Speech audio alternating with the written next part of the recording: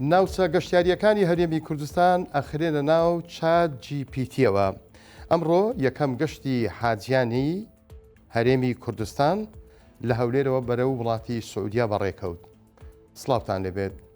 ئەگەر جاران ناوچە گەشتیاری و شوێنەواریەکانی هەرێمی کوردستان بە چەند وشەیەکی کەم لە چات جیPTەوە ناسێنرابێت، لەمە دووە بە ڤیدیۆش پیشان ئەدرێن، چونکە ئەحمەد ڕەمزی کە گەنجێکی داهێنەری پارێزگای دهۆکە لەگەڵ تیمەکەی دەربازەیەکی نوێیان کردوتەوە بە پرۆژەیەک هەموو ناوچە شوێنەواری و گەشتیاریەکانی عراق و هەرێمی کوردستان دەبەنە ناو ئەو پلاتفۆرمە.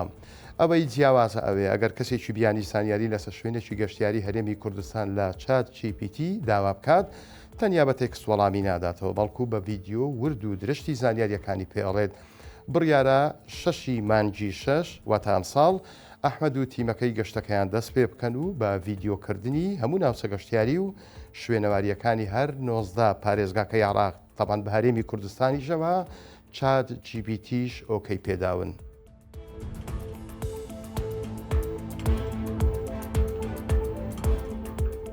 بەرەبەیانی ئەمڕۆ یەکەم کاروانی حاجیانی ئەم ساڵ لە هەولێرەوە بەرەو وڵاتی سعودیا بەڕێکەوتن کە ژمارەیان 147 کەس بوون. بەڕێگای وشکانی دەستیان بە گەشتەکەیان کرد. حاجیان لە تاو دڵخۆشی و زوو گەیشتنیان بە خاچی سعودیا پێکەنین و دڵخۆشی ڕوخساریانی داپۆشی بوو، بەڵام کەس و کار و ماڵ و منداڵیان بۆ دوورکەوتنەوەیان چاویان پڕ بوو لە فرمێسک. یەکێک لە دایە حاجیەکان قسەی بۆ 1964 کردووە بە زمانێکی شیرینی هەولێریانە دەڵێت: کوڕم پێی گوتم خەبەری دامێت کە ناوت گەڕایتەوە لۆ حەج. ئەمنیش لە ناو جێی کەوتبووم و نەخۆش بووم، کەوتی ناوت گەڕایتەوە، یەک بە بەژنی خۆم قیت بوومەوە و چابوومەوە.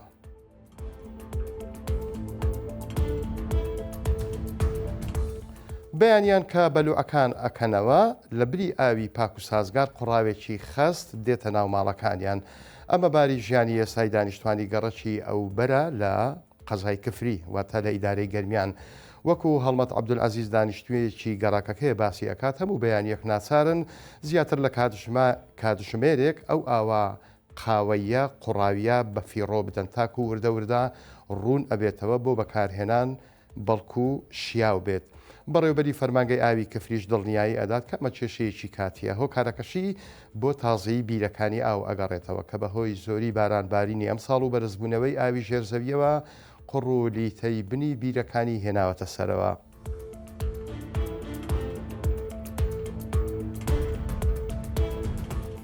چیتر دەنجی شمشاڵەکەی قاڵامەڕا تەنیا ئاواز و هەستێکی هونەری نییە، بەڵکو مژدەی پڕکردنەوەی بوتڵێک غازیشە. ئەو دەنگەی ماوەیەک بوو لە کۆڕانەکان کوێمان لێی نەدەبوو، ئێستا وردە خەریکە دێتەوە بەرگوێمان. لە ماوەی ڕابردوو بەهۆی جەنگەوە قەیرانی غاز دروست بوو، نرخی هەر بوتڵێک غاز بۆ نزیکەی 50,000 دینار بەرز بووەوە. بەهۆیەوە دەنجی شمشاڵەکەی قاڵەمەڕا لە کۆڵانەکان نەما، بەڵام ئەمڕۆ میلۆدیەکەی گەڕایەوە ناوگەڕەکەکان بریکارەکان بە نرخی 8500 تاکو 9000 دینار بوتڵێک غازیان بە هاوڵاتیانەدا.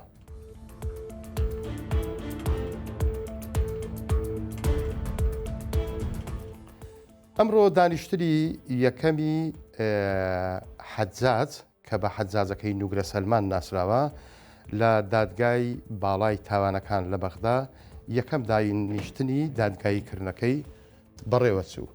دیارە هەمومان نەزانین لە ساڵی پار لە 1 مانگی 8ەوە